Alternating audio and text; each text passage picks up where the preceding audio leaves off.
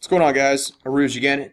We're still talking about cell respiration, but now what we're looking at is the big overarching idea, the big picture for cell respiration. So the reactants for a chemical equation is what's the start, what goes into it.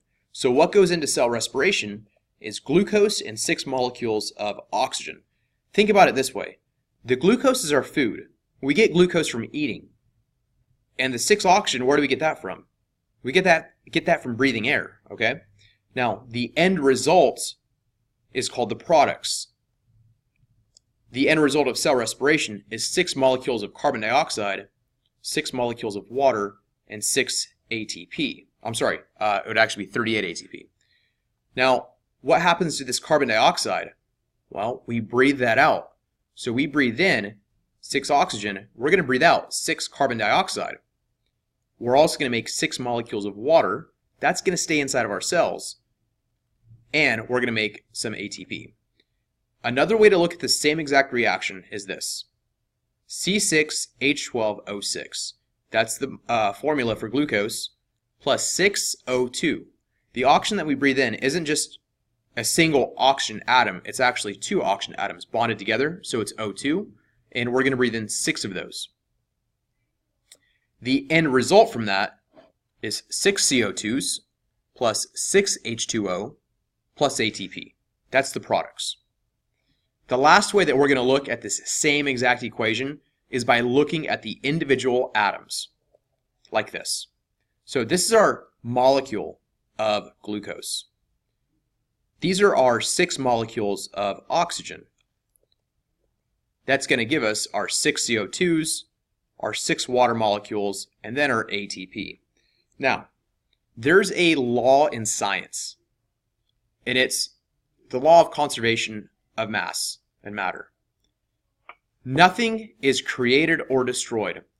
The atoms that are in the glucose, they're not created or broken down or destroyed. They're just rearranged to form other molecules. So I want you guys to do this. Take a look at this molecule of glucose. And I want you to count how many carbons there are. There's 1, 2, 3, 4, 5, and 6. Looking at this all of the reactants, I want you to count how many hydrogens are there. Hydrogens, there's 1, 2, 3, 4, 5, 6, 7, 8, 9, 10, 11, 12. There's 12 hydrogen. Now, what about the oxygens total? Okay. We got 1, 2, 3, 4, 5, 6. Now we have to come over here. Let's count all the individual oxygens. 7, 8, 9, 10, 11, 12, 13, 14, 15, 16, 17, 18. Okay? In the reactants, there's 18 oxygens total.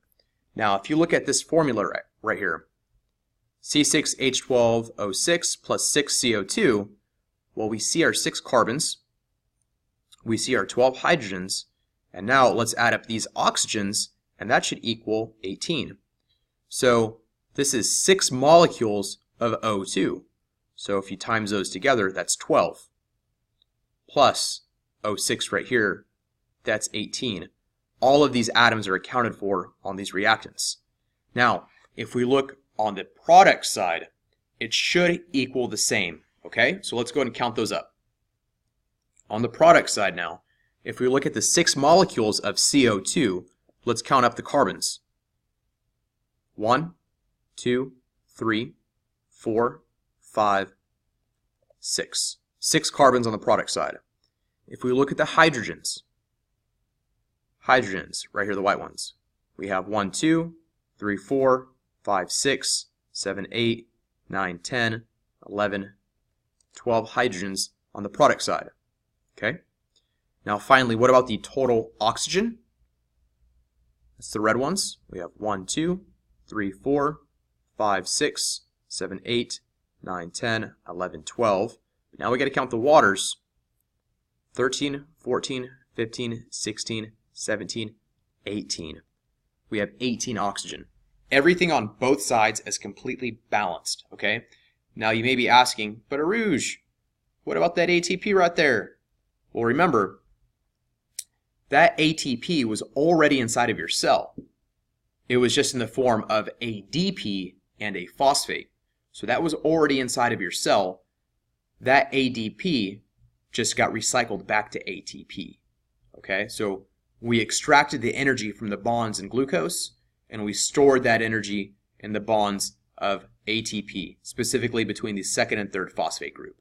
Okay, so all I want you guys to get down from this video is this right here, the equation, and understand that the atoms that start equal the atoms that finish.